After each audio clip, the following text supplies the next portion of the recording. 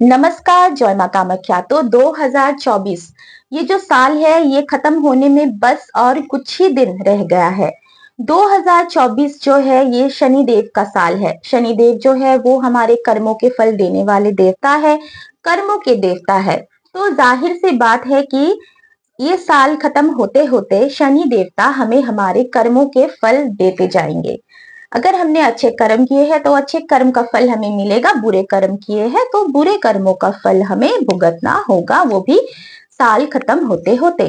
तो इस समय में हम क्या कर सकते हैं ताकि आने वाला जो साल है यानी 2025 यानी 2025 हमारे लिए शुभ फल लाए।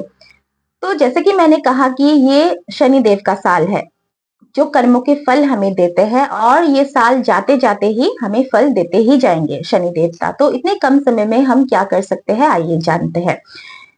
तो शनिदेव को तो अवश्य रूप से मनाना ही चाहिए जितना हो सके। तो जो भी जितने भी अभी शनिवार रह गया है उन शनिवार के दिन हमें अवश्य रूप से शनि मंदिर जाके शनिदेव को हम पूजा अर्चना कर सकते हैं। लेकिन ये मैंने बहुत लोगों को देखा है कि शनिवार के दिन लोग शनिदेव को खुश करने के लिए काले कपड़े, नीले कपड़े पहनते हैं। साथ ही शनिवार के दिन ही सरसों का तेल, काले तिल, उड़द आदि, लोहा आदि खरीद के शनिदेव के मंदिर जाके शनिदेव को चढ़ाते हैं, जो कि पूरी तरह से गलत होता है। क्योंकि शनिदेव का जो रंग होता है, जो रंग शनिदेव को समर्पित होता है, हम सभी जानते हैं कि काला और नीला होता है। तो जब भी हम जिस ऊर्जा से जुड़े हुए कलर को अपने बॉडी में धारण करेंगे वही ऊर्जा हम पे आएगा, यानी हम पे समाहित हो जाएगा। तो अगर किसी की शनि ग्रह खराब स्थिति में है यानी शनि की महादशा, अंतरदशा तथा साढ़े साती, धैया आदि चल रहा है तो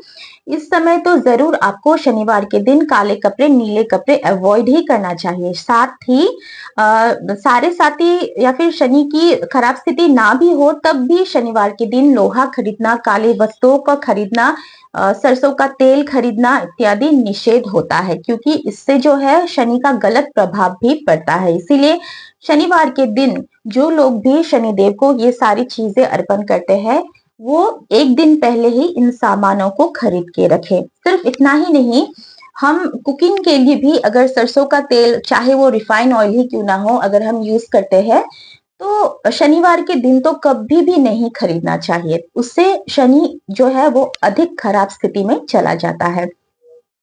तो ये साल खत्म होने के लिए सिर्फ कुछ ही दिन रह गया है, तो इन दिनों में हम बहुत कुछ ऐसा कार्य करके 2025 को सुधार सकते हैं, शुभ बना सकते हैं। तो अभी जो है वो अभी ठंड का मौसम चल रहा है, लगभग सभी जगह में ठंड का मौसम चल रहा है। तो जितने भी नीडी पर्सन्स होते हैं आप उनको आपके सामर्थ्य अनुसार सर्दियों के जो भी कपड़े होते हैं, गर्म कपड़े होते हैं, कंबल, शॉल, स्वेटर, चाहे वो पुराना ही क्यों ना हो, आपने यूज किया हो वो भी चलेगा, वो आप जरूर दान कीजिए। क्योंकि देखिए ठंड सभी को लगता है, इंसानों से लेके जानवर तक को ठंड लगता ही है। साथ ही जितने भी ये स्ट्रीट डॉग्स होते हैं, एनिमल्स होते हैं, उनको भी आप जितना हो सके उनकी मदद कीजिए, उनको खाना खिलाइए, पानी पिलाइए। इससे भी क्या होता है, जो भी शनिदेव के बुरे इफेक्ट्स होते हैं वो कम हो जाते हैं। सिर्फ शनि ही नहीं बल्कि इससे हमारे राहु और केतु ग्रह भी शुभ फल प्रदान करने लगते हैं।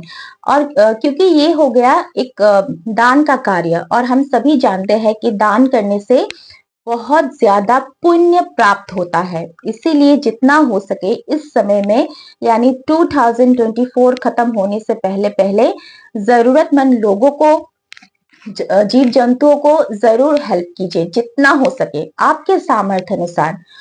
साथ ही जो भी आप मंत्र पाठ कर रहे हो या फिर स्तोत्र जप कर रहे हो, उसका जो जितना माला आप करते हो या फिर जितनी बार आप स्तोत्र का पाठ करते हो उसको यानी उसकी संख्या को थोड़ा सा बढ़ा दीजिए इस समय। क्योंकि वो कर्म हो गया ईश्वर के साथ जुड़ने का कर्म, जिससे हमें अधिक मन की शांति मिलेगी। साथ ही ये मन में विश्वास आ जाएगा कि हम ईश्वर से ज्यादा समय कनेक्ट कर रहे हैं, जिससे जो भी नेगेटिविटी हमारे आसपास है वो ईश्वर हमारे दूर कर देंगे। जो भी नेगेटिविटी हमारे आसपास मंडरा रहे हैं, आसपास है, हमारे घर के अंदर है, वो सभी नेगेटिविटी ईश्वर का नाम ज्यादा से ज्यादा लेने पर खत्म हो जाएगा। क्योंकि ये मार्गशीर्ष महीना भी चल रहा है, साथ ही ये महीना माता लक्ष्मी जी को समर्पित होता है, साथ ही विष्णु जी को भी समर्पित होता है। और विष्णु जी जो है वो पालन करता है, इस सृष्टि को पालन करने वाले देवता है। इसीलिए जो हमें पालन पोषण कर रहे हैं, उनकी पूजा इस समय करने से अधिक फल प्राप्त होता है। विष्णु जी की पूजा सिर्फ मार्गशीर्ष महीना ही नहीं, बल्कि हर दिन अगर संभव होता है तो हर दिन करने से तो बहुत ज्यादा लाभ हमें प्राप्त होगा ही। तो 2025 को बेहतर बनाने के लिए हम अभी जितने भी दिन रह गए हैं 2024 का, तो इन दिनों हम शनिदेव को खुश करने के लिए या फिर पूजा पाठ की जो समय है, संख्या है, वो बढ़ाएंगे। इसके लिए हमारी मानसिक शांति यानी मेंटल पीस का होना भी बहुत ज्यादा जरूरी होता है। तो मेंटल पीस हम कैसे गेन करेंगे, कैसे मेंटल पीस यानी मानसिक शांति को हम प्राप्त करेंगे? तो मेंटल जो पीस होता है वो हमें मिलता है नेगेटिव चीजों से, नेगेटिव लोगों से दूर रह के। क्योंकि क्योंकि बहुत कभी कभी ऐसा होता है ना कि कोई लोग हो या फिर कुछ चीजों से हमें वो फेस करके क्या होता है, नेगेटिव थॉट्स हमारे माइंड में आते हैं। कुछ कुछ लोग ऐसे होते हैं जिनके साथ बात करके आपको बिल्कुल भी अच्छा नहीं लगता है। वो दुश्मन नहीं होंगे शायद आपके, लेकिन फिर भी उनसे बात करके एक्साइटमेंट फील आपको नहीं होता है। वो हर समय नेगेटिव बात करता है, अपने लिए ही सही या दूसरों के लिए ही सही। तो ऐसे लोगों से जरूर आपको दूर रहना चाहिए, ताकि आप अपने मेंटल स्थिति को संभाल पाए। और जब आप अपने मेंटल स्थिति को संभाल पाएंगे, तभी ना आप ये सारे पुण्य के काम कर पाएंगे, है ना। तो कहने का मतलब यही है कि जितने भी नेगेटिव चीजें होती है, नेगेटिव लोग होते हैं, जितना हो सके आप उनसे इस समय में दूर रहिए और भगवान के ऊपर विश्वास रख के भक्ति में लीन हो जाइए, ताकि 2025 जो है वो शुभ बीत जाए और शनि का जो प्रभाव है, जो हमें अभी फल देने वाले हैं 2024 खत्म होते होते, वो बुरा फल थोड़ा सा कम हो जाए। क्योंकि अगर हमने बुरा काम किया है तो बुरा फल तो मिलेगा ही, लेकिन अगर हम इन दिनों में ऐसे पुण्य के कार्य करते हैं तो वो जो बुरा फल है वो 100% से घट के 50% तक हो जाएगा। ये साल जो है शनिदेव का साल है, मैं बार बार कह रही हूँ। और शनिदेव को सबसे प्रिय थी अपनी माँ। शनिदेव को अपनी माता से बहुत ज्यादा प्रेम है। इसीलिए जो भी अभी समय रह गया है, अगर हम किसी ना किसी वृद्धाश्रम में जाके, तो वृद्धाश्रम में कौन रहते हैं?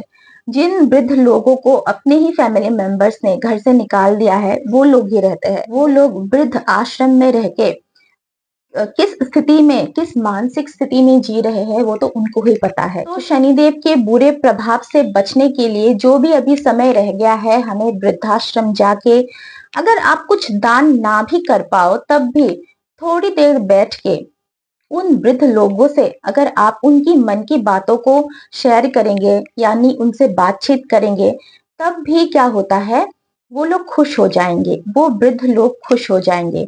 और जब वृद्ध लोग खुश हो जाते हैं ना, तब क्या होता है, उनसे हमें आशीर्वाद मिलता है। और वृद्ध लोगों की यानी बुजुर्ग लोगों की आशीर्वाद हमारे जीवन में होना बहुत ही ज्यादा जरूरी होता है। और इससे भी शनिदेव जो है वो प्रसन्न हो जाते हैं। और जो वृद्ध लोग यानी बुजुर्ग लोग वृद्धाश्रम में रह रहे हैं, उनके पास शायद अपने दिल की बात कहने के लिए कोई हो या ना हो, तो इतना कोशिश हमें जरूर करना चाहिए कि जो ये समय रह गया है, हम एक बार ही सही वृद्धाश्रम में जाके उनसे बातचीत करें, उनके साथ थोड़ा समय बिताए। उससे भी बहुत हमें फर्क मिलेगा और शुभ फल मिलेगा। और ये जो काल है, ये है कलिकाल यानी कलयुग, जिस कलयुग में कहा जाता है कि नाम जपना ही सर्वश्रेष्ठ होता है, अर्थात प्रार्थना।